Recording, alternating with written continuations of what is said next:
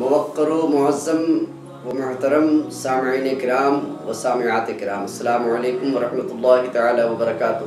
لک الحمد یا اللہ والصلاۃ والسلام علیک یا سیدی یا رسول اللہ وعلی آلک و اصحابک یا سیدی یا حبیب اللہ سیدی یا شفیع اللہ۔ اما بعد فاعوذ باللہ من الشیطان الرجیم، بسم اللہ الرحمن الرحیم۔ یا ایھا الناس اتقوا ربکم الذی خلقکم من نفس واحدہ وخلق منها زوجها وبث منهما رجالا کثیرا ونساء واتقوا اللہ الذی تساءلون به والارحام ان اللہ کان علیکم رقیبا۔ عن عبد اللہ بن مسعود قال قال رسول اللہ صلی اللہ علیہ وآلہ وسلم یا معشر الشباب من استطاع منکم الباءة فلیتزوج فإنه اغض للبصر واحسن للفرج ومن لم يستطع منكم فعليه بالصوم فإنه له ضجاع۔ صدق الله مولانا العظيم وصدق رسوله النبي الأمين المتين المكين المعين المبين الكريم ونحن على ذلك لمن الشاهدين والشاكرين والحمد لله رب العالمين۔ درود شریف کا نذرانہ پیش کریں۔ اللهم صل على سیدنا و سندنا و شفیعنا و حبیبنا و قرتنا و راحتنا و ملجانا و مأوانا و مولانا محمد صلی اللہ علیہ وسلم وعلی آلہ و اصحابہ و آل بیتہ و ازواجہ و بارک وسلم تسلیما کثیرا کثیرا سرمدا الی یوم القیامۃ و الی یوم الدین برحمتک یا ارحم الراحمین۔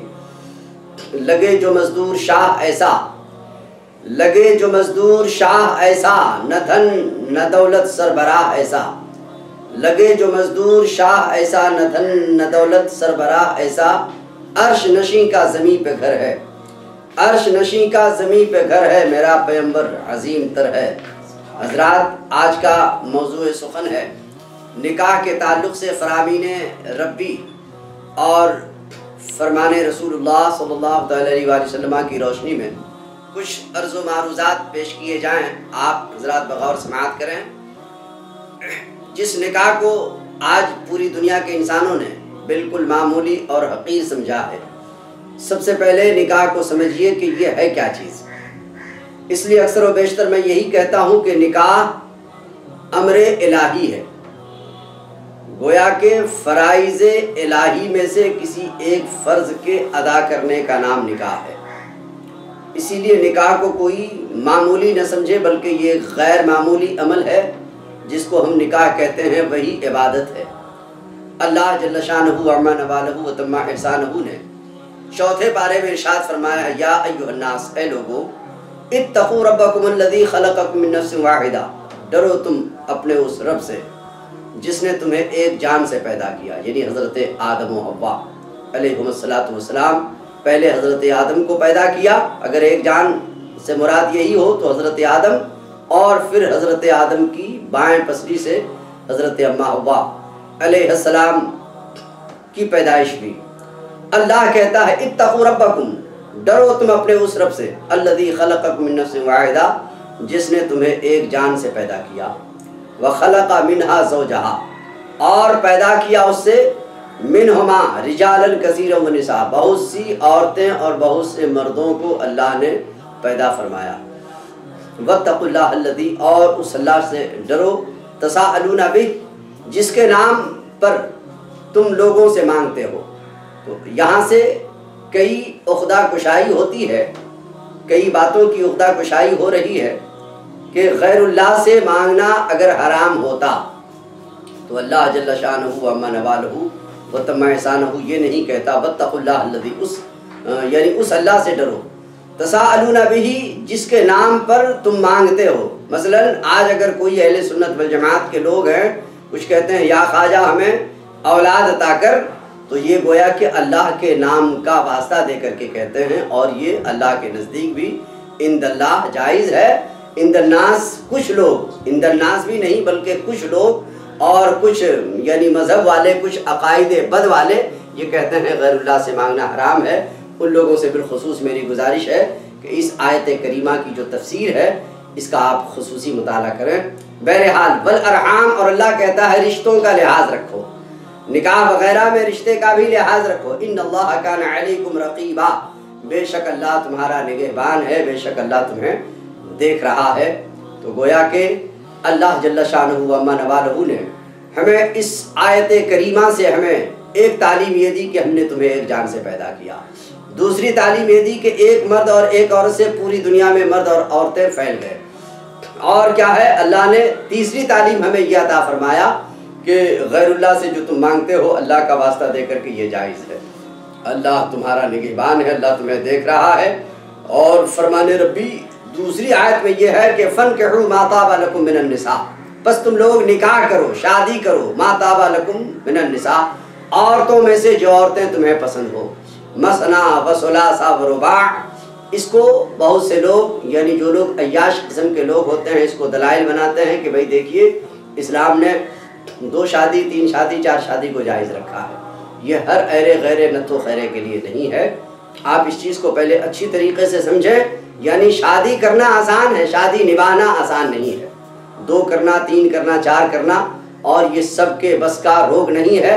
اللہ اسی آیت میں فرماتا ہے فَإِنْ خِفْتُمْ، آپ کو چھوٹ ہے، اختیار ہے، آپ کو آزادی ہے کہ آپ 4 نکاح کر لیں. لیکن اس آیت کریمہ پر بھی غور کریں. اللہ کہتا ہے فَإِنْ خِفْتُمْ أَلَّا تَعْدِلُوا، اگر تم 4 نکاح کرنے کے بعد چاروں بیویوں میں اعتدال نہیں کر سکتے ہو، یعنی اگر آپس میں انصاف نہیں کر سکتے ہو اور مساوات برابری والا معاملہ نہیں کر پاتے ہو تو اللہ کہتا ہے فواحدہ، بس تب تو ایک نکاح پر ہی اکتفا کرو. اور آج کے زمانے میں جس کو جہنم خریدنا ہو وہ 2 نکاح کر لے، 3 نکاح کر لے، 4 نکاح کر لے. اس لیے کہ اس سب سے بڑی خباثت کی بات ہے کہ کسی بیوی سے زیادہ پیار کیا جائے دوسرے سے نہیں، دوسرے کی حق تلفی ہو. یہ اچھا طریقہ نہیں ہے. بہرحال کہنے کا یہ مطلب ہے آقا کریم علیہ تحیت و ثنا بہت ساری حدیثوں میں ارشاد فرماتے ہیں عن عبداللہ ابن مسعود، حضرت عبداللہ ابن مسعود رضی اللہ تعالیٰ عنہ سے مروی، آقا کریم علیہ السلام فرماتے ہیں یا معاشر الشباب، اے جوانوں، یا معاشر الشباب، اے جوانوں کی جماعت. بغور دھیان کرو اس لیے کہ جوان لوگ ہی نکاح کی طرف مائل ہوتے ہیں.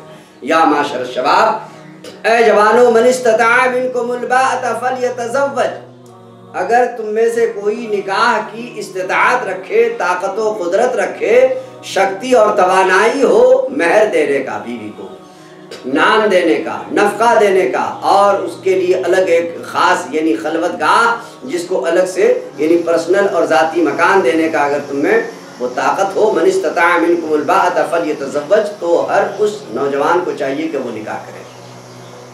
اس لیے کہ من استطاع منکم الباءۃ فلیتزوج فإنہ اغض للبصر، آقا کریم علیہ تحیت و ثنا نکاح کے تعلق سے فرماتے ہیں اس کی مستفاد، اس سے کیا ہوتا ہے، فائدے کیا ملتے ہیں، منافع کیا ہے، اور اس میں ہمیں بینیفٹس کیا مل رہا ہے نکاح کرنے سے، اور نکاح کیا ضروری ہے. تو فرمان ربی سے پتہ چلا کہ ضروری ہے. یہ فرائض ہے، یہ ایک فرض ہے نکاح. اسی لیے نکاح میں احکام شریعہ کی جتنی قسمیں ہیں، مثلاً یعنی فرض کا ہونا، واجب کا ہونا، نوافل، سنن، مستحبات، یہ سب کا ہونا، مکروہ اور مکروہ تحریمی حرام کا ہونا، وہ ساری چیزیں اس میں داخل ہیں. تو آقا کریم علیہ تحیت و ثنا فرماتے ہیں کہ نکاح کے منافع کیا ہیں، فوائد کیا ہیں. تو فإنہ اغض للبصر واحسن للفرج، اس لیے کہ یہ نگاہ کو اجنبیہ عورت کی طرف سے روکنے والی شے کا نام نکاح ہے. فإنہ اغض للبصر واحسن للفرج، اور شرمگاہ کی حفاظت کرنے میں بہترین معاون و مددگار ثابت ہوتی ہے. اور میرے آقا ارشاد فرماتے ہیں وَمَن لَّمْ يَسْتَطِعْ مِنكُمْ، اگر تم کو مہر نان نفقہ دینے کی شکتی نہیں، توانائی نہیں، قدرت نہیں رکھتے ہو تو ایسی صورت میں فعلیہ بالصوم، تو اس پر ضروری ہے کہ وہ روزہ رکھے.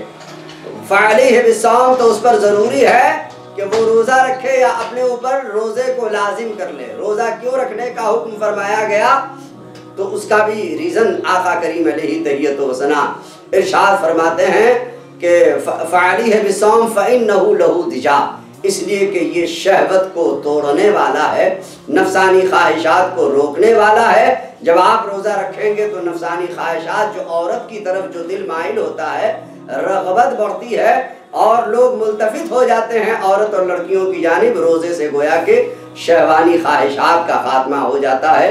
تو آقا کریم علیہ تحیت و ثنا نے عورت کو بہترین سامان بتایا ہے، وہ بھی ترمذی شریف یا مسلم شریف کی حدیث ہے. عن عبداللہ ابن عمر قال قال رسول اللہ صلی اللہ تعالی علیہ وآلہ وسلم الدنیا خیر المتاع، الدنیا کلھا متاع، آقا کریم فرماتے ہیں الدنیا کلھا متاع وخیر متاع الدنیا المرأة الصالحہ۔ حضرت عبداللہ ابن عمر رضی اللہ تعالیٰ عنہما سے مروی آقا کریم علیہ تحیت و ثنا کا فرمان باوقار ہے، فرمان ذیشان ہے۔ آقا کریم فرماتے الدنیا کلھا متاع، ساری دنیا ایک متاع زندگی ہے، ساری دنیا ایک متاع زندگی ہے۔ وخیر متاع الدنیا المرأة الصالحہ، اور دنیا کی بہترین سامان، دنیا کی بہترین اشیاء میں سے ایک شے کیا ہے؟ وہ نیک عورت ہے۔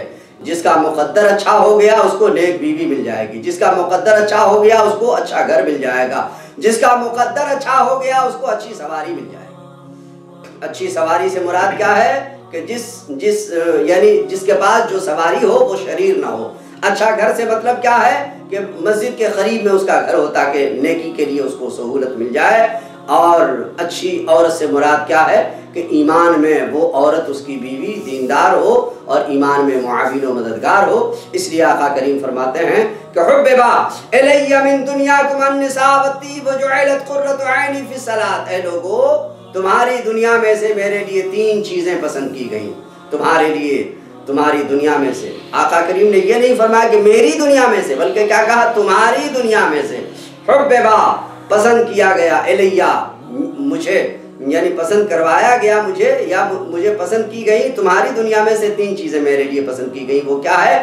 النساء، نمبر 1 ہے عورت، اس لیے کہ عورت کا مقام اس لیے آقا کریم علیہ تحیت و ثنا نے آگے بیان کیا کہ اس لیے کہ آقا کریم کی بعثت سے قبل، یعنی اعلان نبوت سے قبل بہت ہی بری حالت تھی کہ عورتوں کو لوگ عورت نہیں سمجھتے تھے، غلام اور کنیز سے بھی بدتر ان کی حالت تھی، بلکہ جانوروں سے بھی بدتر ان کی بری حالت تھی۔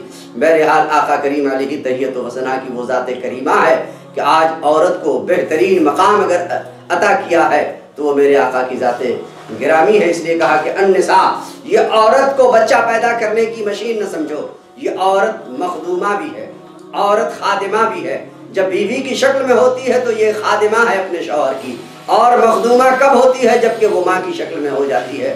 جب تو آقا کریم فرماتے ہیں الجنت تحت اقدام الامہات، جنت ماں کے قدموں کے نیچے ہے۔ تو میں عرض کر رہا تھا وہ حدیث رسول صلی اللہ علیہ وآلہ وسلم، حبب الی من دنیاکم، اے لوگو تمہاری دنیا میں سے میرے لیے 3 چیزیں پسند کی گئیں، اور سب سے پہلے نمبر 1 النساء، عورتیں، اور والطیب، اور خوشبو۔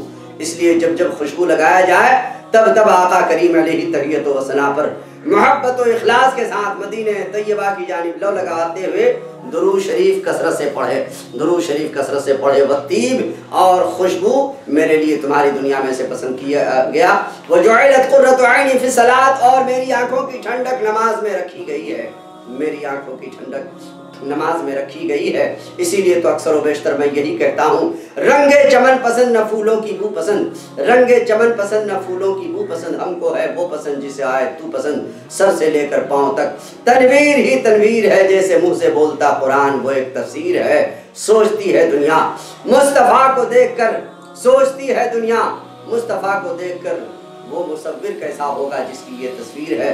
آقا کریم نے ہمارے لیے دستور حیات عطا کیا ہے، اور طریقہ زندگی گزارنے کا وہ طریقہ عطا کیا ہے کہ جس سے ہم اہل جنت میں سے ہو جائیں۔ اس لیے لوگوں، آقا کریم نے ارشاد فرمایا البر سہل، نیکی بہت ہی آسان ہے، لیکن اسی نکاح کو لوگوں نے ایک پیشہ بنا دیا ہے، اس کو تجارت سمجھ رکھا ہے، نکاح کو جہنم میں جانے کا ذریعہ بنا لیا ہے لوگوں نے۔ آج نکاح میں طرح طرح کے خرافات اور بالخصوص یہ جہیز کے مطالبات نے لوگوں کی زندگی کو اجیرن کر دیا ہے، لوگوں کا جینا جہنم ہو گیا ہے، اور جینا دوبھر ہو گیا ہے، ادھیرج ہو گئی ہے زندگی۔ لہٰذا اے لوگوں، یعنی جہیز کا مطالبہ نہ کرو۔ یہ جہیز کا ڈیمانڈ، جس کو ہم کہتے ہیں اپنی زبان میں ڈیمانڈ ہے، جہیز ہے۔ اور کسی نے کیا خوب کہا ہے کہ آج کل جس جوان کے پاس کوئی جگہ نہیں، زمین نہیں، کھیت نہیں، کھلیان نہیں، بینک بیلنس نہیں، نوکری نہیں، اس کے پاس کوئی سہولت و آشائش اور آرام اس لڑکی کو نہیں مل سکتا ہے، ایسے گھٹیا لوگ بھی جہیز کا مطالبہ کرتے ہیں۔ زمین نہیں ہے تو جہیز مانگ رہے ہیں، اگر یہ زمیندار ہو جائے گا تو جہاز نہ مانگنا شروع کر دے۔ صد بار معاذ اللہ، اللہ ان خرافات اور ان حرام کاموں سے بچائے۔ اور کبھی اگر موقع ملا تو حضرت مولا کائنات فاتح خیبر حیدر کرار شیر خدا داماد مصطفیٰ علی مرتضیٰ کرم اللہ تعالی وجہ الکریم کے نکاح کے تعلق سے اور حضرت سیدہ فاطمہ الزہرا طیبہ طاہرہ عفیفہ پارسہ رضی اللہ تعالیٰ عنہ کے نکاح کے تعلق سے بتاؤں گا، اور اس میں یہ بھی پتہ چلے گا کہ جہیز کے تعلق سے کیا کیا باتیں کی جاتی ہیں۔ اللہ نے اگر زندگی عطا کی اور زندگی نے اگر وفا کیا تو انشاءاللہ پھر اس سلسلے میں کبھی نہ کبھی گفتگو ہوگی۔ وما علینا الا البلاغ المبین۔ السلام علیکم ورحمۃ اللہ وبرکاتہ۔